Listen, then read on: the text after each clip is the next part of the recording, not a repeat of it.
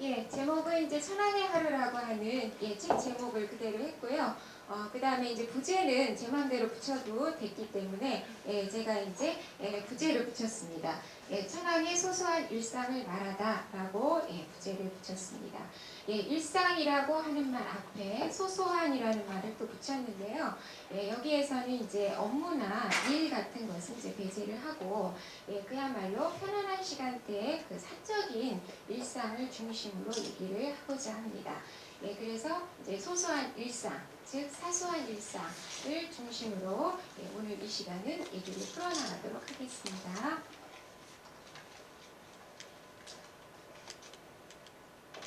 제가 좀 너무 세게 눌렀는데요. 이게 이제 첫 번째 화면이거든요. 뭔지 아시겠죠? 뭘까요?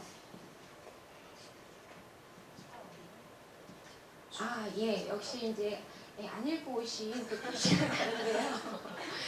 카페오레입니다. 커피에다가 우유를 섞은 것을 이제 카페오레라고 하는데요. 이제 천황이 매일 아침 그 주식으로 먹은 것으로 되어 있습니다. 근데 이제 여기에서 우리가 이제 제목을 천황의 하루라고 했는데 그 내용을 이제 보신 분은 아시겠지만 메이지 천황을 중심으로 책 내용이 되어 있습니다. 그 이유는 이제 몇 가지 점에서 설명이 가능할 수 있습니다만 이제 첫 번째로 메이지 유신이라고 하는 것을 이제 여러분들도 배우셨을 텐데요. 1868년에 일본이 이제 전통적인 사회에서 근대 사회로 탈바꿈되는 때를 얘기를 하는 거죠. 그래서 그야말로 이 메이지 천황 때는 일본 전통적인 방식과 서구의 근대적인 방식이 같이 믹스가 되어 있던 시기입니다. 그리고 이제 그 천황제라고 하는 것이 아주 강력한 형태로 부활이 되었기 때문에 이 그 일본 정치의 대표적인 특징이라고 할 수가 있는 그런 천황제의 그 특징, 정치적인 구조를 가장 잘 볼 수 있는 시기이기도 합니다. 그리고 또 현재 이제 여러분들께서도 이제 뉴스에서 많이 접하셨을 것이라고 생각이 드는데요. 황태자비가 이제 우울증에 걸렸다고 그러죠. 그래서 현재 황실의 문제의 원인이 되는 것이 이 메이지 천황 때가 됩니다. 그리고 또 2012년도 작년인데요. 2012년도는 그 메이지 천황이 세상을 떠나고 나서 100주년이 되는 해였습니다. 그래서 이제 여러 가지 재조명이 또 이루어지기도 했습니다. 그런 이제 몇 가지 이유에서 이제 천황의 하루라고 하는 이제 구체적인 그 천황으로서 그 메이지 천황이 여기에서는 들어지고 있는 것입니다. 그래서 이제 지금도 명품 브랜드 하면은 이제 수입품으로서 굉장히 고가의 상류층들만 이제 가질 수 있는 것으로 되어 있는데요. 그때 당시 담배와 커피 같은 서구에서 들어온 수입품은 굉장히 귀했기 때문에 이런 천황가에서만 결국은 그 수용하고 그 다음에 향유할 수가 있었던 것이죠. 그래서 이 커피라고 하는 것이 이제 우리나라 고종 황제 같은 경우도 그 덕수궁의 정관헌이라고 하는 곳에서 이제 갑이 커피를 마신 것으로 이렇게 되어 있죠. 그러니까 아주 상류층의 사람만 처음에는 커피를 마신 것으로 되어 있습니다. 그러니까 이제 오늘 아침에 커피, 카페오레로 아침을 드신 분은 아주 상류층이라고 이렇게 얘기가 될 수 있는 거죠. 그래서 이제 이 커피하고 그 다음에 빵을 이제 먹었다고 이렇게 되어 있죠. 이 빵이라고 하는 것도 그 포르투갈어에서 온 것인데 우리 같은 경우는 어떻게든 된발음을 해야 됩니다. 파마하면은 맛이 안 나요. 빠마 해야지만 좀 머리가 이렇게 꼬불꼬불 해가지고 파마를 한 것 같은. 그리고 버스라고 해도 이제 또 손이 앉아서 버스라고 하지요. 그래서 이제 일본의 팡이라고 하는 것이 우리나라에서는 된발음으로 돼가지고 빵이 된 건데요. 이 빵이라고 하는 팡이라고 하는 말은 이제 원래 포르투갈어였습니다. 그러니까 16세기 그 일본의 포르투갈 상선에서 이제 결국은 이 빵이라고 하는 것이 이제 전래가 되는 겁니다. 그래서 동양 쪽에서는 이제 가장 먼저 빵을 먹은 국가가 나라가 이제 일본이 되겠는데요. 그래서 이제 처음에는 굉장히 퍼석퍼석하고 팍팍하고 그 다음에 목을 잘 안 넘어가는 별로 안 좋은 것으로 여겼었던 겁니다. 근데 이 빵을 이제 근대 문명과 같이 해서 일본 메이지 정부가 아주 적극적으로 받아들이게 되는데요. 그것은 이제 결국은 쌀밥을 주식으로 했을 때 병이 생기는 것이 있습니다. 대표적인 것이 저도 이제 옛날 가사 시간에 배웠는데요. 비타민 B1, 티아민이 이제 부족해서 각기병에 걸리게 됩니다. 그래서 당시에는 이제 각기병 걸린 사람이 오히려 쌀밥을 먹는 상류층으로 갈수록 많았다고 이제 그렇게 얘기가 되고 있습니다. 그러다 보니까 이 그 밀가루 음식인 이 빵을 통해서 각기병을 예방을 할 수가 있고 또 치료를 할 수 있었기 때문에 대대적으로 이제 빵을 받아들이는 것으로 했습니다. 근데 이제 아까 말씀드린 것처럼 쌀밥 밥을 주식으로 하는 사람한테 이 빵이라고 하는 것은 굉장히 맛없게 이제 느껴졌던 건데요. 어쨌든 간에 이 메이지 정부의 근대화 정책에 의해서 천황과 황후는 먹기 싫어도 결국 정책상 솔선수범을 했어야 됐기 때문에 이렇게 아침 식사를 커피와 빵으로 먹는 것으로 이렇게 되어 있습니다. 천황의 스케줄표입니다. 그래서 여기 이제 오렌지 색깔로 되어 있는 부분이 사적인 생활 공간인 나이기에서 있었던 스케줄이 되는 거고요. 그 다음에 이 푸른색 쪽이 또 출근을 해서 업무를 보는 쪽에서 일어난 스케줄이 되겠습니다. 앞으로 이제 아침, 점심, 저녁 스케줄을 다 제가 보여드릴 거거든요. 그래서 그 색깔은 그렇게 구분해서 생각하시면 되겠습니다. 여기서 이제 보시면 이제 황후 같은 경우는 7시 30분에 천황보다 30분 먼저 일어나는 것으로 되어 있죠. 그리고 이제 천황 같은 경우는 그 8시에 일어나는 것으로 되어 있어요. 그래서 이제 지금 우리가 생각해도 8시면은 조금 늦지 않을까라고 이제 생각을 하는데요. 이제 천황은 사실은 신격화된 존재였기 때문에 마음대로 시간을 바꿀 수가 없습니다. 유일하게 했어야 되는 임무라고 하는 것은 제 시간에 때를 맞추어서 그 이제 스케줄을 지켜주는 것. 그게 사실은 천황의 가장 기본적인 그 임무였다고 역할이었다고 할 수가 있어요. 그 이유는 만약에 8시라고 하는 정해진 시간을 바꿔서 오늘은 좀 일찍 깼으니까 7시에 일어나야지 하고 일어나면은 모든 사람이 다 그보다 더 먼저 시작을 했어야 됩니다.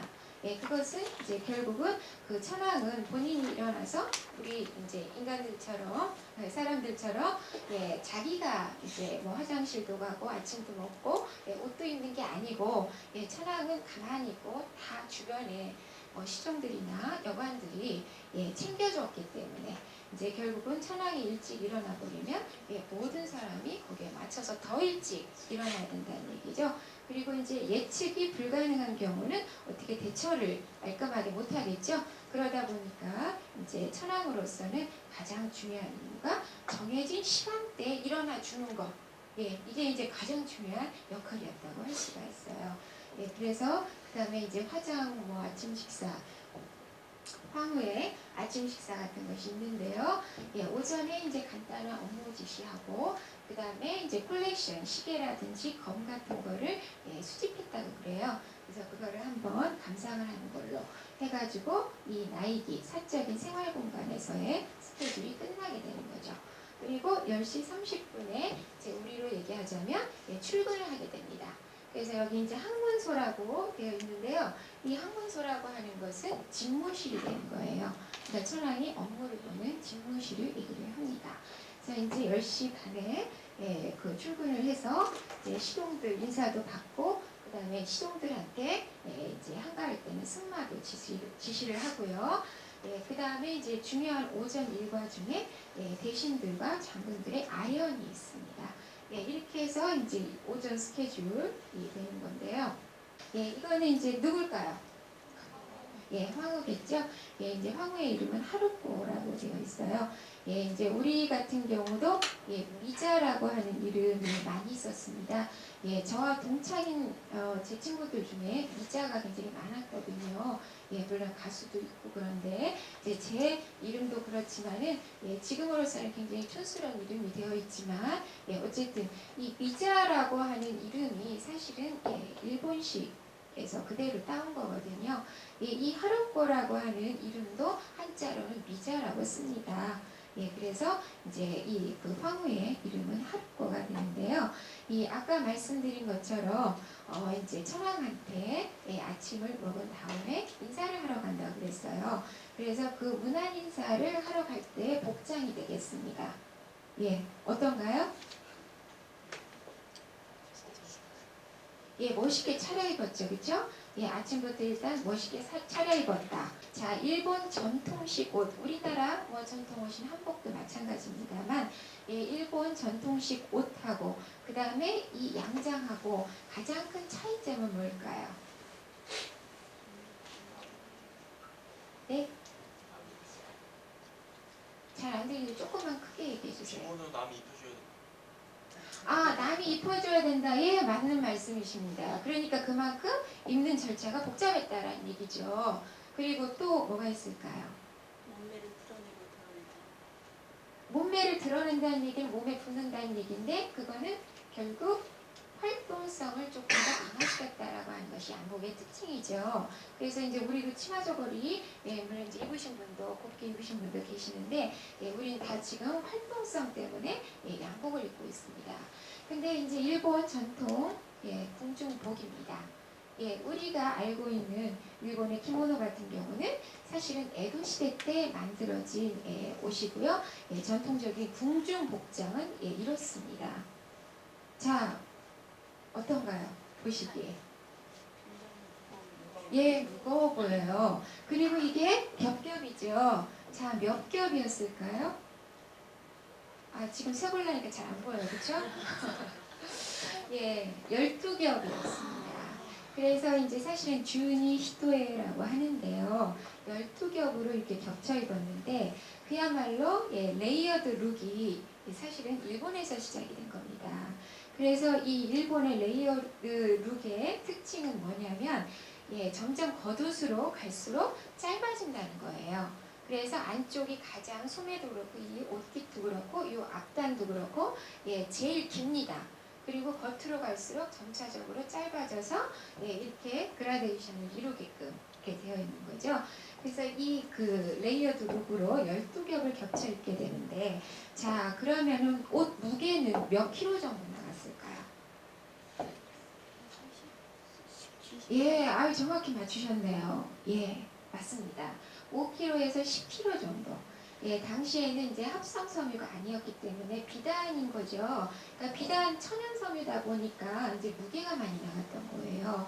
그래서 5kg짜리 쌀자루 아시죠? 그렇죠? 10kg짜리 쌀자루 예, 그 정도를 예, 항상 어깨에 지고 다녀야 됐던 겁니다. 그 얘기는 결국은 당시에 예, 궁중에 있던 이런 이제 고귀한 황후 같은 경우는 거의 움직이지 않았다는 얘기가 되겠죠. 예, 그래서 거의 움직임이 없었기 때문에 사실은 이 그 대대적으로 예, 대대로 이 황후들 같은 경우는 예, 출산을 하다가 이제 세상을 떠나는 경우가 많았어요. 그러니까 결국 운동 부족이 되는 거죠. 예, 그래서 이제 출산할 때 그 운동 부족이 예, 아주 이제 좀 그 집약돼서 나타나게 되는 거죠. 예, 그래서 이제 사산을 하는 경우도 많았고, 예, 또 출산을 하다가 예, 세상을 떠나는 경우도 많았습니다. 그러니까 활동성하고는 예, 거의 관계가 없는 예, 그런 옷을 걸치고 입은 것이 에도 시대 때 말에 그 토메이 천황까지가 됩니다. 그런데 바로 그 다음에 메이지 천황 때 그 하루코 황후 같은 경우는 예, 이런 복장을 하게 된 거예요. 그러니까 이제 대단히 획기적이었고 이 팔뚝 같은 것도 다 내놓고 있잖아요. 그죠? 예, 우리 그 아시아 예, 중국 문화권 같은 경우는 예, 여성들 같은 경우는 이제 유교주의가 있어서 이제 아무래도 이렇게 가리고 예, 조신하게 입는 것을 이제 미덕으로 생각을 하는데 예, 이렇게 팔뚝까지 다 내놓고 그야말로 예, 몸에 딱 붙는 양장을 했습니다. 그래서 이 황후 같은 경우는 당시에 그 양장 칙서라고 하는 것을 내서 어떻게든 솔선수범해가지고 양복의 편리성, 활동성 같은 거를 대대적으로 국민들한테 권장을 하게 되는 거죠. 그래서 그런 역할을 해야 됐기 때문에 아침부터 이렇게 몸에 딱 맞는 드레스를 입고 천황한테 문안 인사를 하러 갔던 것이 됩니다. 그리고 이 그 하루코 황후가 이제 획기적으로 또 역할을 한 것이 이 부분입니다. 이거는 뭘까요? 뭐 하고 있죠? 이거는 이제 이 여자 같은 경우는 좀 많이 보신 사진이죠, 그죠? 에도 시대 때의 이제 여성의 모습인데요. 지금 뭐 하고 있는 걸까요? 그래요. 화장입니다. 그래서 이 하루코 황후가 대대적인 또 역할을 했던 게 이 화장법을 바꾸는 거였어요. 그러니까 전통적인 일본 화장법에서 서구 근대화된 화장법으로 바꾸는 일이었습니다. 이제 그런 점에서 이 에도 시대 때 그 일본 전통적인 여성의 화장법이라고 하는 것은 포인트가 4개가 됩니다. 자, 어디일까요? 일단은 이 바닥은 뭘로 칠해야 돼요? 분으로 칠해야 되겠죠. 하얗게 뽀얗게 이제 칠해야 됩니다. 그래서 이제 분을 바르고 그 다음에 또 눈썹을 칠해야 됐어요. 이제 수건댕이 눈썹이라고도 하는데 수트로 해가지고 위치가 근데 중요합니다. 자신의 눈썹은 그 분으로 발라서 묻히게 해요. 그렇게 해야 되고요. 그 다음에 이 이마 꼭대기하고 자기의 눈썹하고 그 중간 부분 있죠? 이마의 중간 부분에다 그렸어야 돼요. 여기도 이제 조금 눈썹의 위치가 위로가 있지 않습니까? 그죠? 그래서 이 눈썹을 자신의 눈썹보다 위에 그렸어야 됩니다. 그 눈썹이 2번째 포인트고요. 그 다음에 3번째는요. 입술은 이제 빨간색으로 칠했어야 되는 거죠. 그래서 붉은 입술을 칠하고 그 다음에 또 하나 이제 마지막 4번째 포인트가 앞권인데요. 여기까지는 이제 우리 현대적인 감각으로도 뭐 그렇게 하면 좀 예쁠 것 같다라고 이렇게 생각이 되는데 이 마지막 부분은 도저히 이해가 안 가는 이제 부분이 되는 거죠. 치아를 검게 물들였어요. 그걸 이제 하구로라고 하는데요. 치아를 검게 물들이는 것을 이제 미적인 그 기준으로 생각을 했습니다. 이제 그거는 제가 막 열심히 생각을 해보니까요. 이 동양적인 그 유교주의 사상에 있어서는 그 여자가 흰 치아를 내놓고 웃는 것을 좀 경박스럽게 생각하는 것 같아요. 그래서 이 흰 치아가 입을 벌릴 때도 좀 안 보이도록 하기 위해서 이 그 치아를 검정색으로 물들이지 않았나. 뭐 열심히 이제 그 미적인 가치를 부여를 해서 해석하자면 그렇습니다. 그렇게 해서 이 4가지 포인트가 일본 전통적인 화장법의 포인트가 되는데 그거를 완전히 바꿔서 황후 하루코 같은 경우는 프랑스제 수입 화장품을 썼다고 그래요. 그래서 립스틱이며 그 다음에 이 그 파운데이션 같은 것도 지금 쓰는 것하고 거의 다르지 않는 거를 쓰기 시작을 했다고 그럽니다. 이제 그거는 사실은 앞으로도 계속 말씀을 드리겠지만 황후의 의지라기보다는 정부에서 그렇게 하라고 하니까 본인은 이제 솔선수범을 보이는 시기였던 거죠. 그리고 이제 이게 그 아까 그냥 지나갔는데요. 이게 이제 그 당시 그 나이기에서 일하던 여관들의 복장이었습니다. 그러니까 황후 하루코 같은 경우는 양장을 하고 또 거기서 시중을 드는 여관들은 이렇게 전통복을 좀 간략하여서 입고 그래서 이제 마치 그 복장의 시대 변천사를 그대로 모아놓은 듯한 그런 광경이었다고 이제 책에도 묘사가 되어 있는데요. 여러 가지 그러니까 서구 쪽과 일본 전통식이 같이 혼합된 것이 있었다는 얘기죠. 그 다음에 이게 누굴까요? 그렇죠. 메이지 천황이 되겠습니다. 메이지 천황인데요. 이게 무슨 복장이요? 출근 복장이 되겠습니다. 출근한 복장이 되는데요. 자, 이 옷은 어떤 옷일까요? 군복이 되는 거죠. 예, 마찬가지로 예, 프랑스의 뭐 나폴레옹 보면은 이런 군복도 많이 입고 있죠. 예, 그래서 예, 당시 그또 유럽에서 이제 입고 있던 그 양식을 그대로 갖고 와가지고 이제 군복을 만들었는데요. 예, 그 옷은 예, 구체적으로는 육군복이 되겠습니다. 예, 그래서 육군의 특히 기마병들이 입었던 예, 옷이 되는데요. 예, 이것은 이제 그 일본 말로는 그 늑골복이라고 해가지고요. 예, 갈비뼈 옷이라고 했습니다. 왜 그랬을까요? 예, 무늬가 갈비뼈 모양으로 되어 있죠. 예, 그래서 일명 늑골복이라고 예, 이렇게 칭해졌습니다. 그래서 이런 모습으로 하고 이제 출근을 하게 되는 거죠. 역시나 이제 서양식 예, 양복을 입었다라고 하는 것을 알 수가 있습니다. 자, 이것은 그러면은 무엇이 될까요? 네? 아, 예, 집무실입니다. 예, 맞고요. 예, 구체적으로 이제 책상이 되는 겁니다. 예, 직무를 보는 책상이 되는데요. 예, 어떤 느낌이 드시나요? 이거 보시면 예, 앤틱 가구 같은 느낌이 들죠. 예, 메이지 시대 거니까 예, 그런 느낌이 날 수 있죠. 예, 또요.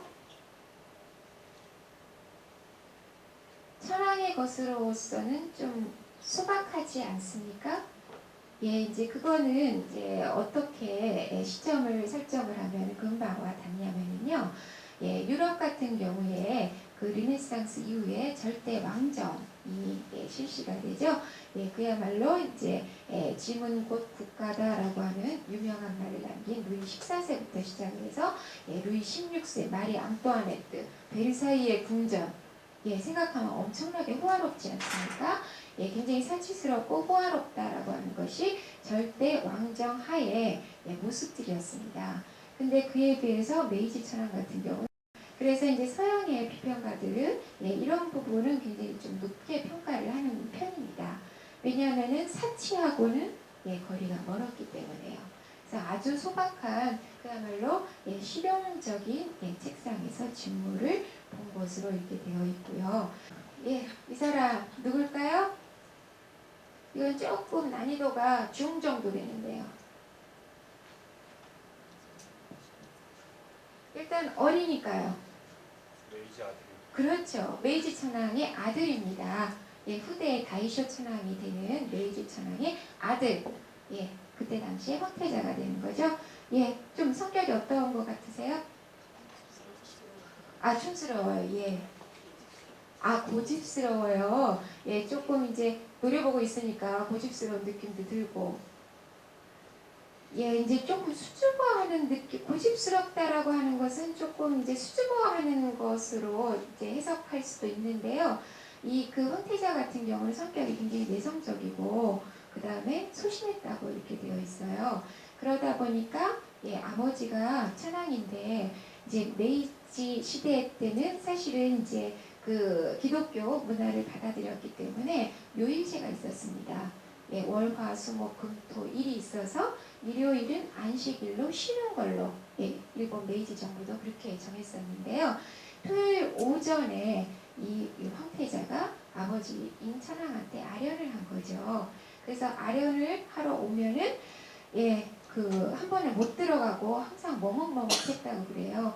왜냐하면 아버지가 하도 엄격하고 무서워가지고 예, 지금 기분이 좋은가 안 좋은가 예, 뭔가 기분 나쁜 일이 있었나 없었나 그거를 이제 살피느라고 계속 머뭇거리고 예, 못 들어가서 그 시종들이 굉장히 좀 곤란을 겪었던 그런 일화도 있습니다. 그래서 이제 이 메이지 천황 같은 경우는 예, 우리 뭐 여러분들도 마찬가지라고 생각을 합니다만 예, 자녀를 예, 바로 같은 집에서 이제 양육을 하고 예, 정도 나누고 예뻐하고 이제 그 애정을 쏟지 않습니까? 근데 이 메이지 천황 같은 경우는 애가 태어나면은 예, 완전히 따로 교육을 시키게 되는 거죠. 그리고 예, 평소에 이제 사는 것도 다르기 때문에 이 토요일 오전에만 잠깐 이렇게 사무적으로 얼굴을 보게 됩니다. 그러다 보니까 예, 자기 아들이라고 하더라도 뭐 귀여워한다든지 머리를 쓰다듬는다든지 따뜻한 말 한마디를 한다든지 업어준다든지 그런 일은 절대 있을 수가 없었습니다. 이제 그러다 보니까 그 부자 간의 간극이 너무 멀었던 거죠. 그래서 이 황태자 같은 경우는 아버지를 굉장히 무서워했던 것으로 이렇게 되어 있습니다. 자, 이제 오전 스케줄이 끝나면은 이제 점심으로 들어가겠죠. 그래서 12시 30분에는 나이기 쪽으로 돌아와서 점심을 이제 먹게 되는 거죠.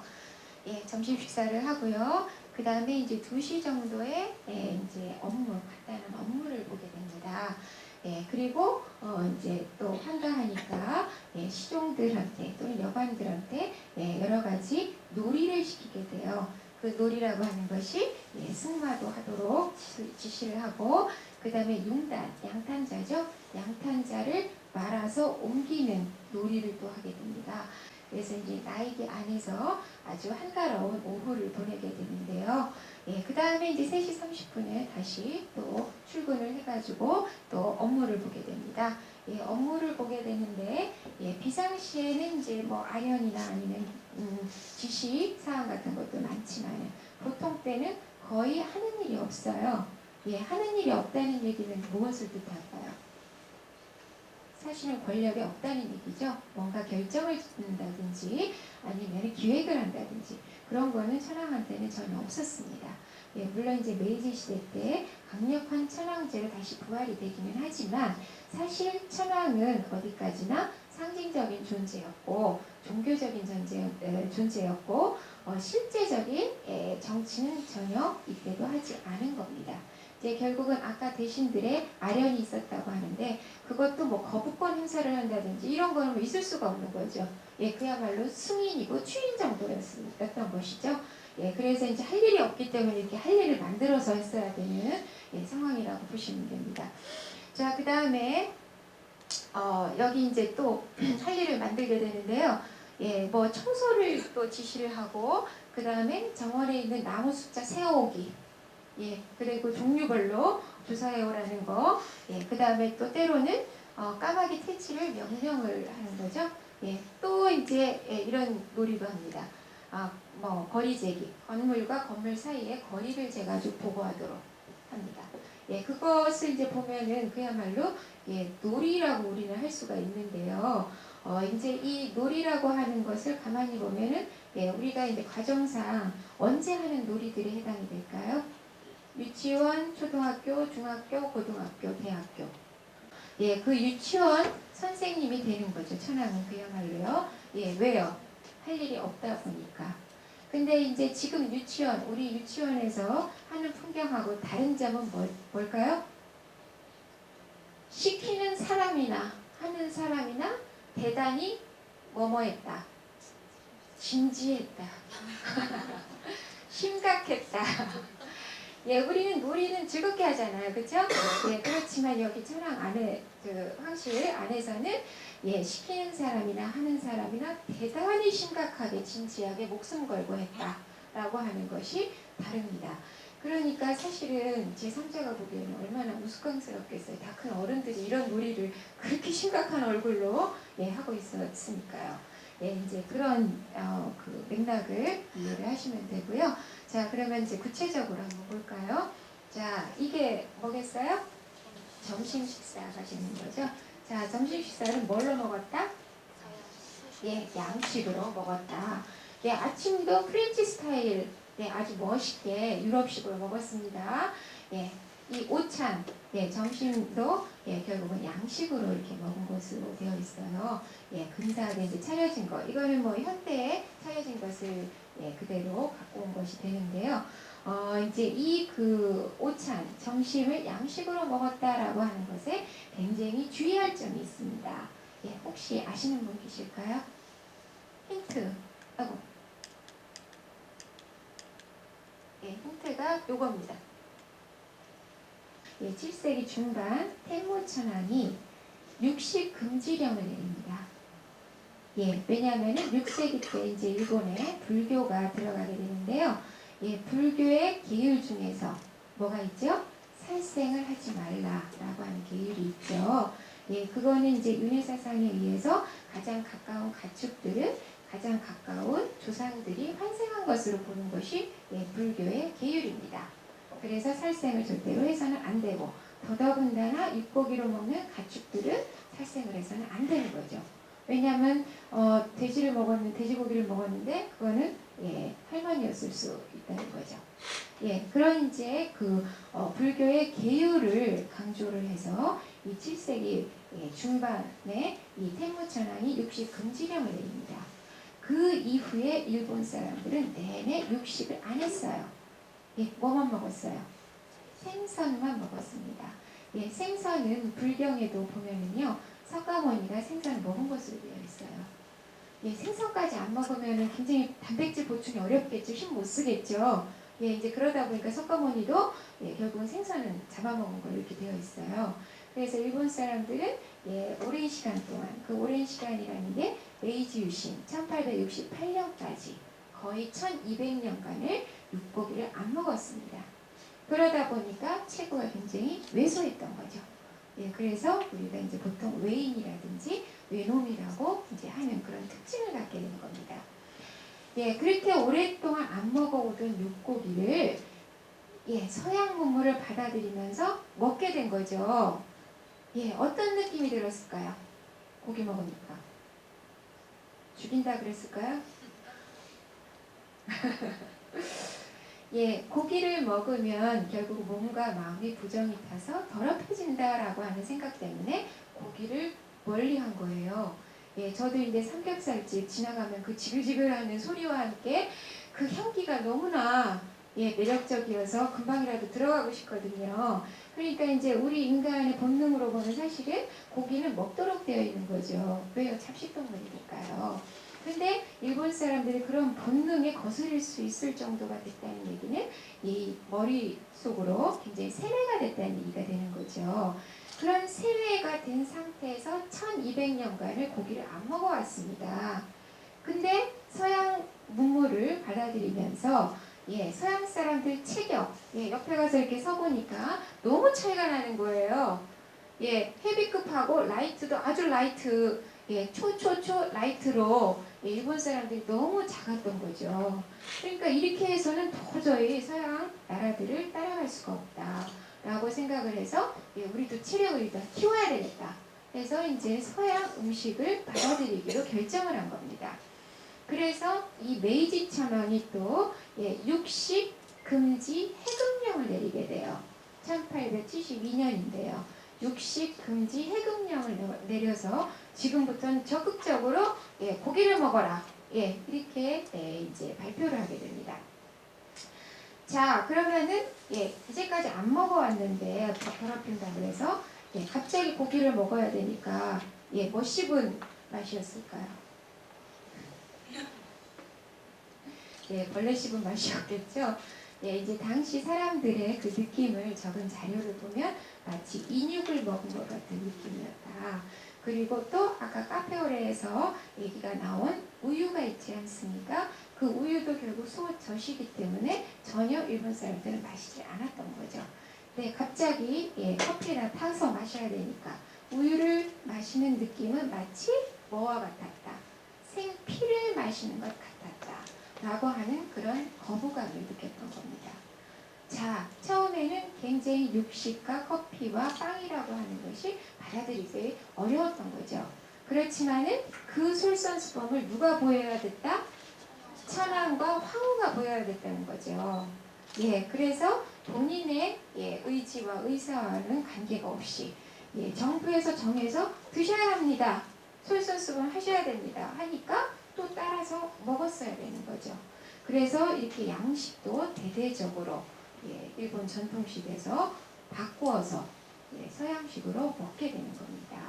그래서 이제 일본 사람들이 이 고기를 먹는 느낌이 인육 먹는 것 같은 느낌이 든다고 하니까 그거를 어떻게든 아까 단팥빵처럼 좀 일본의 전통적인 그 요리법으로 중화시킬 수는 없을까라고 해서 만들어낸 것이 땡땡땡입니다. 뭘까요? 돈가스가 되는 거죠. 이제 우리는 지금 돈가스 많이 먹고 있는데 일본 사람들이 육식에 대한 저항감을 조금이라도 줄여보려고 튀겨서 먹었던 것이 이제 돈가스가 되는 거죠. 그래서 이제 메이지 천황 때 이 돈가스도 탄생을 하게 되는 겁니다. 자, 먹는 얘기 나오면 이제 말이 길어져요. 예, 근데 이제 이 음식을 차리는 데 있어서 청과 차의 문제가 아주 복잡했다고 이 책에도 되어 있죠. 예, 왜요? 천황은 신이니까. 예, 그래서 물도 아주 깨끗한 물만 사용을 해야지 되고, 이제 그 뭐 식기부터 시작해서 아주 복잡한 절차를 거쳐서 이제 차려지게 되는 거죠. 예, 그때 당시에 쓰였던 물이 지금도 이렇게 남아 있습니다. 자, 이거는 뭘까요? 아까 스케줄표에서 말씀드렸는데, 예, 카페트가 되는 거죠. 예, 용단, 양탄자가 됩니다. 예, 이거는 이제 당시에도 또 굉장히 고가품이었는데요. 페르시아에서 이제 수입이 돼가지고 이 양탄자도 결국 상류층밖에 그 집에다 깔 수가 없었는데, 자, 무게는 한 어느 정도 됐을까요? 예, 25kg 이상이었다고 그래요. 그래서 그 25kg 이상이 되는 것을 일단은 둘둘둘 말아서 이쪽 방에서 저쪽 방으로 그 3초 안에 옮기라라고 하는 그 지시를 천황이 내렸던 거죠. 그러면 그런 놀이를 왜 했을까라고 한다면 아까 이제 말씀드린 그 나이기 안에서는 유일한 남성은 천황밖에 없습니다. 나머지는 다 여관들이 수발을 들었던 겁니다. 그래서 이 나이기 안에서 음식도 물론 날라야 되고 뭐 식재료 그 다음에 또 그 가구도 날랐어야 되고 그 다음에 또 청소도 했어야 되고 여자들이 그런 것들을 다 해야 됐다는 거죠. 그래서 이제 체력 다지기의 일환으로 이 융단 말기를 시킨 것으로 이렇게 되어 있습니다. 예, 어쨌든 굉장히 진지하게 심각하게 그 사람들을 이제 했다는 것을 알 수가 있는데요. 예, 이런 이제 그 유치원에서 하는 그런 놀이들을 이제 하면서 지금 오후를 보내고 있는 거거든요. 예, 다음에는 이제 어떤 것을 보실 수가 있냐면, 뭐죠? 강아지예요. 그래서 아까 스케줄표에서도 말씀을 드린 것처럼 애완견을 아주 이 메이지 천황이 좋아했다고 그래요. 자, 왜 좋아했을까요? 그렇죠. 외로워서입니다. 예, 그 누구도 살을 부비면서 애정을 쏟을 대상이 없는 거예요. 왜요? 천황이니까. 예, 아까 아들도 일주일에 한 번만 잠깐 얼굴 보여주고 가버리잖아요. 예, 그래서 이제 유일하게 그 메이지 천황이 마음대로 애정을 쏟을 수 있는 대상이 이 견공이었던 거죠. 그래서 이 사진은 사실은 당시에 고 메이지 천황의 애완견 본이라고 하는 아주 말괄량이 강아지가 있어요. 그 말괄량이 강아지 본의 모습이거든요. 그래서 이제 딱 보면은 아시겠지만 굉장히 영리해 보이는데 그 시종직 출사라고 그래서 그 나이기 안에는 여관들만 있고 이제 심부름하는 아이가 있었어요. 그래서 심부름하는 아이 아직 남성이 되기 이전에 심부름하는 그 아이가 있었는데 그런 남자아이들을 이 애완견 본이 골려 먹었다는 얘기도 나와 있습니다. 그만큼 이제 아주 영리하고 당당하게 그 나이기안을 활보하고 다녔다고 되어 있습니다. 그 다음에 이제 이거는 혹시 아시는 분 계신가요? 일본의 이제 전통적인 그 운문이 되는데요. 우리나라 시조에 해당이 될 거예요. 와카라고 하는데요. 57577이라고 하는 음수율로 된 일본의 고유 운문이 됩니다. 이 와카 읊는 것을 또 대단히 좋아했다고 그래요. 그래서 평생 동안 지은 와카가 한 10만 수 정도 되는 걸로 했습니다. 이제 할 일도 되게 없었다라는 얘기가 되는데요. 이 와카를 이제 지으면서 이제 보냈는데 이 와카는 왜 중요하냐면요. 왜 중요할까요? 메이지 천황은 거의 말을 안 합니다. 왜요? 신이니까. 다 알아서 주변 사람들이 해줘야 되는 거예요. 그리고 또 일기나 편지 같은 것도 쓴 적이 없습니다. 그 얘기는 뭐냐면 메이지 천황의 생각이나 마음속을 표현한 것이 없다는 얘기죠. 유일하게 메이지 천황의 마음속을 표현한 것이 이 와카가 되는 거예요. 그래서 이제 이 와카가 중요시 되는데요. 근데 그 내용도 보면은 사실은 뭐 슬픔이라든지 기쁨이라든지 뭐 이런 내용은 또 없습니다. 예, 주로 사계절의 변화, 예, 계절의 변화라든지 아니면 교훈적인 내용이 이제 주를 이루었던 거죠. 그래서 이제 여기 뭐 대표적인 거 하나가 있습니다만, 예, 뭐 대충 예, 한국말로 옮겨보면은 예, 언제 어떠한 때를 만날지라도 예, 사람이라면 모두 진실된 길을 예, 걸어가야 하느니 뭐 이런 식이 됩니다. 근데 아주 교훈적인 얘기죠. 뭐 슬프다, 또 기쁘다, 좋다, 뭐 이런 것도 없어요. 예, 그래서 이제 어쨌든 뭐 그나마 사적인 감정을 표현한 유일한 것이기 때문에 이 왁가에 대한 연구들도 이제 많이 이루어지고 있는 거죠. 자, 이 모습인데요. 예, 이게 이제 메이지 천황의 동상입니다. 동상인데 예, 뭐 하고 있는 모습이죠? 예, 승마를 하고 있죠. 자, 메이지 천황이 이제 승마를 하고 있습니다. 예, 어떤 얘기를 할 수 있을까요? 에도 시대 때까지는 천황은 예, 아까 이제 황후도 마찬가지였지만 절대로 움직이질 않았습니다. 예, 그렇죠? 예, 그래서 만약에 어쩔 수 없이 이동을 해야 되는 때가 있다. 그러면 어떻게 이동을 했죠? 그렇죠. 가마를 탔죠. 자기 발을 사용을 하는 게 아니라 다른 사람이 옮겨줬습니다. 예, 그렇지만은 이 메이지 시대 때는 예, 그나마 이제 조금 활동성이 더 추가가 됐다는 얘기예요. 그래서 어렸을 때부터 이 승마를 배우게 됩니다. 이 승마라고 하는 것은 결국은 이제 에도 시대 때 무사 사회였잖아요. 예, 그 무사들이 대표적으로 타는 것이 말이죠. 그래서 이제 그런 사족들하고의 그런 친밀감도 좀 더 높이고 하는 여러 가지 이제 목적이 있어서 이 이제 승마를 예, 어렸을 때 예, 메이지 천황이 배우는 것으로 이렇게 되어 있는데요. 이 승마를 아주 좋아해가지고 예, 공부는 안 하고 이제 승마에만 또 빠져서 지내는 때도 예, 있었다고 할 정도입니다. 그런데 천황이 되고 나서는 예, 딱 끊긴 거죠. 예, 혹시 그 이유를 책에서 읽으신 분 계신가요? 아, 없으십니다. 예, 천황은 절대로 아랫사람한테는 모습을 보여서는 안 돼요. 그래서 이제 천황이 예, 올 것이라고 하는 그 시간 또는 그런 조짐이 보이면 일하던 사람도 뭐 정원을 돌아다닐 수 있지 않습니까? 말을 타고. 그래서 이제 정원에서 일하던 사람은 재빨리 숨어야 돼요.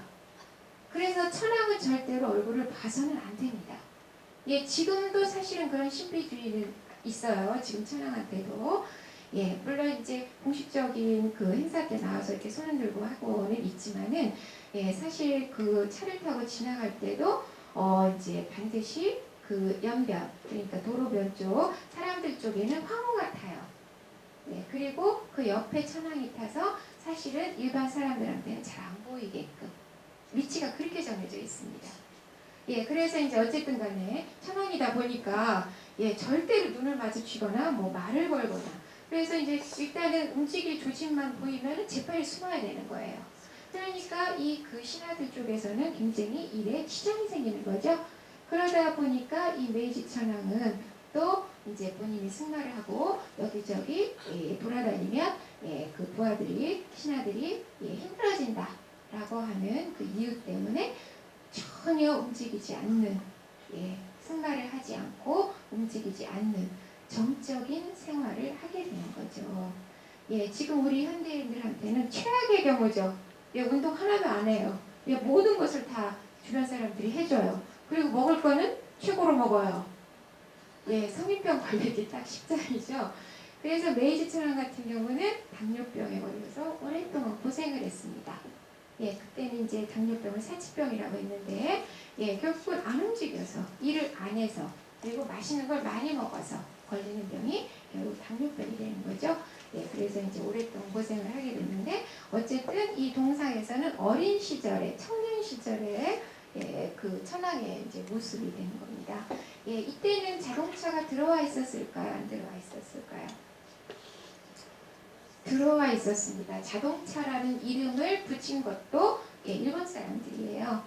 예, 산업혁명이라든지 뭐 물리학, 그 다음에 전화, 기계, 총 뭐 이런 거는 사실은 다 일본 사람들이 번역해 놓은 말을 우리하고 중국에서 이제 갖다 쓰고 있는 거거든요. 여기 자동차가 이렇게 들어와 있었어요.